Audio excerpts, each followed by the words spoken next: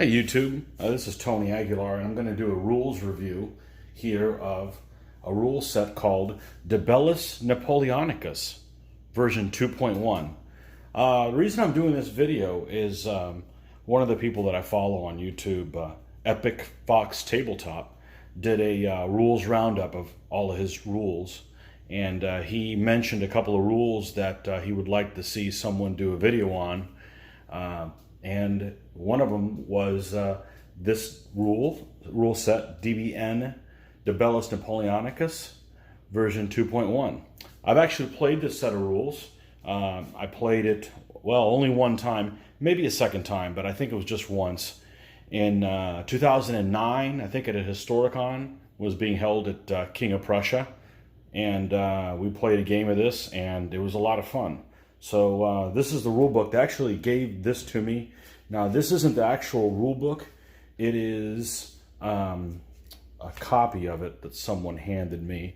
You can order it online, and I did check the latest version is this same one, DBN 2.1. It came out a few years ago, and it's still the latest one as far as I understand. So it is not a complete set of rules. What does that mean? You need the core rule set to go with it, and that is De Bellis Antiquitatis 2.2. So the most common, the latest version of DBA is 3.0. This rule set does not use that. It only uses the 2.2. So I'm not sure if they're going to make a 3.0 compatible version of it, but the core engine inside of this rule set is DBA 2.2. You need this to be able to play the rules. So we're going to set this aside, and we're going to go through this rule book and show you what we have here. Okay, now I'm somehow missing the first page, well, or at least what it says section 1. So we're going to start with section 2 here. Equipment and scales. Here it talks about the playing area. Looks like it's increased. Well, it's still 24 inches square, so it's very similar to the regular DBA game. Playing equipment, unit representation. Just in a nutshell, the infantry, each stand represents a brigade-sized group of 2,000 to 2,500 infantrymen, including integral skirmishers. Cavalry, brigade-sized unit of 1,200 to 1,500 cavalrymen, including command staff. And then the Jaegers is 600 to 800 infantry. Artillery represents up to 18 guns. So distances still in paces, 100 paces. Let's see here. All distances are referred to as paces, with 100 paces equating to 25 millimeter if using 5 millimeter to 15 millimeter figures, and 40 millimeter if using 20 millimeter to 30 millimeter figures. Okay. Time, play is divided into turns, each one divided into 2 bounds for each side. Okay. Anyhow, so this talks about artillery representation. We're going to go ahead and flip it here. And I'm not sure if you guys can see this really well. Tried to get the camera as close as we could, but this is what we got. So troop types. You got infantry. Here's the infantry, the troop types you have. You have muskets. You have light infantry. You have Jaegers. You have foot skirmishers. Cavalry is broken down into heavy cavalry, irregular cavalry, light cavalry, skirmishing cavalry, and that's how the cavalry is broken down. Artillery, there's foot guns and there's horse guns, and there's also fixed position batteries. Commanders, so there's a single individual mounted command figure along with your 12 elements. And there's rules for baggage trains, guerrillas. Okay, and then there's also combat ability. So you got elite and militia. So I assume that there's basically line is somewhere in between there. And there's national characteristics. Okay, and also discretionary troop types. Okay, so then we talk about figures and basing. So if we're talking about 15 millimeter, I'm going to skip the other ones because I know that Epic likes to play in 15 mil. So he doesn't do the larger scales, as do I. So basically what we're talking about is like your muskets, light infantry, Jaegers. Most of the infantry is basically 20 millimeters deep. And of course you got a 40 millimeter frontage, just like everything else in DBA. The cavalry looks like it's all on 40 by 30s with 30 millimeter depth, just like standard cavalry is in the DBX games. Okay, and artillery is on 40 by 40s as well. Okay, talks a little bit about different scales, unit representation. Okay, terrain. You got playing area, weather, good going, numbers of terrain features. So here's tells you should be a minimum of 4 features. At least 1 is to be man-made. This is if you're playing, I guess, like a standard tournament type game. When I played it, it was a scenario. It was French-Austrians, and I think we won. I played the Austrians. I'm not really a Napoleonics player, but anytime I play Austrians, we seem to win. So I don't know why. Maybe my guys just fight well when they're wearing white. Okay, well, anyhow, steep hills, marshes, soft sand, dunes. Got some impassable terrain types. You got roads, non-linear fortifications, linear fortifications, causeways, bridges, vineyards, olive groves. What else we got here? And talks about what size it can be. Okay, so game setup. So it gives you different versions here. You can play a 12-point game, a 24-point game, or a historical scenario game. Okay. Deployment, terrain setup, choosing table sides, troop deployment zones. Okay. Playing sequence. If you're familiar with the DBA standard game, the DBX mechanics, you basically have an attacker's bound and a defender's bound. Attacker has the command phase, movement phase, combat phase, firing, and then close combat. So, and then the defender has the same equivalent. So it's probably important to bring this up, exactly what you can do in each phase, because that's one of the mechanics that it has in there. So the attacker's bound, basically the command phase, you roll command point dice, make capability adjustment, and allocate caps to sub-commanders where appropriate. It talks about that here, command action points. Okay. Movement phase, you move units and formations. Combat phase, both units fire on both sides they can fire, with the attacker dictating the order of the firing. Close combat phase, all close combats are resolved with the attacker dictating the order. So very similar to the mechanics in standard DBX type games. Command action points over here, the command, control, and movement. You have, I really don't know what this is. I mean, other than just kind of reading it, it looks like it might be something different than what's normal. But you've got, there's command action points, initial battle orders, compulsory advance, command radius and visibility, movement, tactical movement, and it talks about the movement here. I assume the movement speed's coming up shortly. Oh, because there is a chart there towards the back that talks about that. Talk about formations you could be in: a line, march column, attack column, forming a line from a column, forming a column from a line. If you're familiar with DBA and those type games, I was able to pick this up no problem. It's the same quirky mechanisms that all the DBX games have, as far as when you go into combat, you have to align. You have to basically pure alignment. So you have all of those corner to corner, front corner to front corner type of contacts, like you're used to in any of those games. Okay, so we got successive tactical moves, foot skirmishers, road movement, interpenetration. Just so you guys have an idea, interpenetration, mounted in muskets can interpenetrate foot skirmishers, and foot skirmishers can pass through any friends, providing they're all facing in the same or opposite direction, but only if there's sufficient room beyond the unit or formation being interpenetrated. Foot skirmishers can recoil through any foot, but only if it and the unit being recoiled through are facing in the same direction. So the same mechanisms. You got a unit. You got to make sure your units are aligned with each other, or otherwise you have recoil issues. Okay, moving through BUA or nonlinear fortifications, moving through gaps, retiring. Okay, and it talks a little bit about the different units that can retire here. Muskets, foot artillery, heavy light cavalry, horse artillery, foot skirmishers, guerrillas, skirmishing, and irregular cavalry, and then formations. Okay. This sounds really complicated, but it's not. Like I said, I picked it up. I played one game, and I knew what I was doing from the get-go. Now, I am an experienced DBA player, so that probably helps some. And it still has the mechanics in there of the pip. So you still have to roll for pips, and you get a certain number of moves. You still have the whole zone of control thing, unsupported units, irregular cavalry, special rules. And looks like irregular cavalry get an extra command point dice. But anyhow, don't want to go into details with that because honestly, I've never played with them. Like I said, I only played one time. This is just kind of to show you guys what's in the rules. Guerrillas garrisoning a BUA, occupying non-linear fortifications. Cavalry charging into bad going. Okay.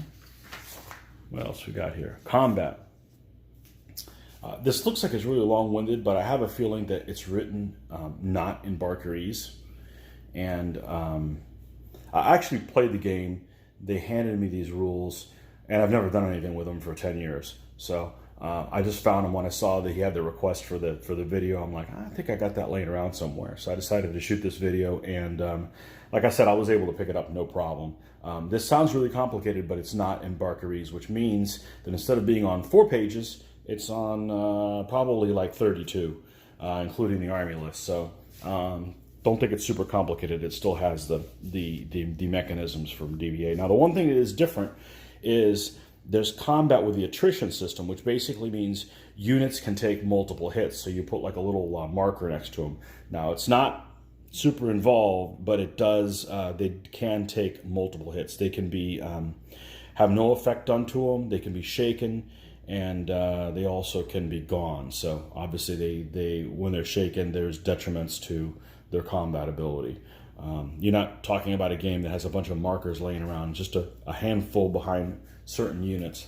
You can use like a small die or something like that of different color, or we have little pom-poms that we've used, I believe, of just different that signify whether something is shaken or what have you. Okay, so firing, arc of fire, ranges, arc of fire, zone of fire, fire support. Okay, other thing, firing on a BUA. Okay, special rules for all kinds of firing stuff. Artillery, British infantry fire. In order to simulate the better firepower, all British infantry, including KGL, not classified as elite or militia, fires if elite. I think they get a plus in shooting or something like that. I don't know. Moving into close combat support, attacking a unit in the flank or rear, attacking artillery in the flank or rear, attacking column in the flank or rear, close combat restrictions, more things about close combat. So there's lots of situations there that get broken down instead of hidden in a paragraph like we're used to in all the standard DBA rules. Command casualties. Okay, victory conditions. Here it talks about what the victory conditions are. When one side is lost, a third rounded down of their total number of units. Okay, and it talks about some other situations there that might be specific to that. So basically, it's a similar type of mechanics for a victory as they are in the other DBA rules. Okay, here's larger battles. If you want to get crazy, create some even bigger battles. Okay. And then discretionary troop types. So this is something that might add some flair there. You got Old Guard, Superior Light Infantry, Levy en Masse, Superior Light Cavalry, Congreve Rockets, specific British unit. Okay. Knotted Infantry, Special Aid to Camps. Okay, and then there's Breakthrough Procedure. Okay. Bombardment. Strong points. It's like there's a lot of like things that would be like more applied like almost in the campaign thing. Okay, and here's the play sheet stuff. Okay, so it looks like they got a play sheet here for rain. Well, let's see, we've got one for the original play sheet, and then we have the attrition play sheet for firing. So it looks like this is you can play with or without the attrition system. We played with it. I guess you don't, and here's where it is. Here's the, this is the standard one. So you've got the, the range that these units fire, the movement in paces, and then what their combat values. Very similar to all the DBA systems. And then tactical factors. Looks like there's a lot, but you know, a lot of them are, it's pretty straightforward. They're all right here in one place. Combat results, here's the, pretty simple. So you still have to pretty much double stuff to do things to them. Now the attrition one's a little different because the attrition one is basically the same thing, except that basically if you outscore someone, let's see if I can find it. Okay, in a nutshell, when you're doing combat in fire combat, if you outscore the unit, they take one hit, generally. That's the pretty much common one. And if you double a unit, they take 2 hits, generally. Well, what does that mean? Well, when you take 1 hit, it means you've taken casualties. 2 hits is you're shaken. And if you take a subsequent hit after already taking 2, you're destroyed. So 3 hits or more is destroyed. The unit's picked up. So I think that means they last a little bit longer than they would normally in the standard DBA game. Okay, and here's more attrition play sheets there for close combat. I really don't want to get into the details of it because it's just going to make a video that's really, really long. So, this is not something I'm really familiar with. Like I said, I only played it one time.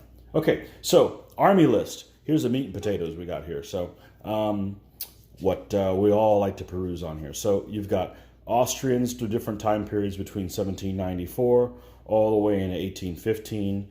You've got British Peninsular, British and German allies, British in the American War of 18... Okay, so you do War of 1812 with it as well. Okay, French, of course. You can't do Napoleonics without French. Prussians, Russians, Spanish, Swedes, United States, and then you've got your options here. Okay, and then what do we got here? We got rulers, so this tells you what the distance is. Here's the this is the artillery distance shooting, and you know, here they have it marked off with what units can move the distance as well. You got movement and shooting as well, so it's all broken down here describing what units can go on in those. So you could photocopy those and stick them onto some cardboard and you're good to go. Let's see, national characteristics. Okay, this talks about these characteristics are specific to certain time periods and only for major nations. Players should develop similar set of historical characteristics for their favorite nation, if not listed here.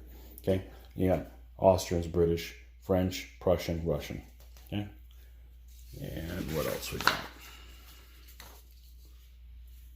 Oh, here talks about what units should probably be elite, which ones should be militia, heavy cavalry, superior light cavalry. Any notes? Also elite cavalry, militia cavalry, and artillery. Like some artillery, I guess, can be elite. Elite is French foot guard and horse, and massed Russian guard foot.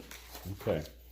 Command capabilities, talking about different modifiers that you could add to the commands of different nations, so you can make them a little bit more representative of that. Okay, and British Peninsula Light Division. Looks like there's a special case for a unit there. Oh, Ottoman armies. Okay, so lots of special stuff with them, with Janissaries and Mamelukes and camel-mounted infantry and so forth. Okay? And a short index. That's it. So this looks like it's 47 pages. I didn't show you what Section 1 is. It wasn't given to me. I'm not really sure what's on there, but since it starts with a playing area, there's probably not a whole lot other than to kind of go over what they're trying to accomplish with these set of rules. I enjoyed them. They are not probably for a DBN, for a Napoleonics purist, since they are kind of abstracted. A lot of things are abstracted, as they normally are in DBA style games, but you can accomplish a battle in an afternoon, and we did. We played for a 3 or 4 hour game, and we were quite happy with that. But anyhow, hopefully you found this useful. This is Bellis Napoleonicis version 2.1. It is available online. I think it's a download, and it's made by Keep It Simple Rules. Now, I'm not sure if this is when these rules were made, I don't think that they were specifically sanctioned by the author, Phil Barker. I could be wrong. but they are for use with his rule set. So look them up for the Bellis Napoleonicis version 2.1 at Keep It Simple Rules, KISR. Should be able to find that on the internet for searching for that. So hopefully you guys at least got some kind of an inkling of what these rules are involved. Actually, they're more involved than I thought they were going to be. There's a lot of special things on there. If I don't really do Napoleonics. My buddy Mitch does Napoleonics, but all of his stuff is based for Napoleon's battles. And since that's what he's played, he's a Napoleonics expert. We let him run that, and we've played a couple games that we're pretty happy with it. But for a pickup game, in this situation, we were playing at Historicon, and it was like an 8-player game, and people brought their own armies. We knew in advance what it was going to be, and they set up on opposite sides. And we had a good time.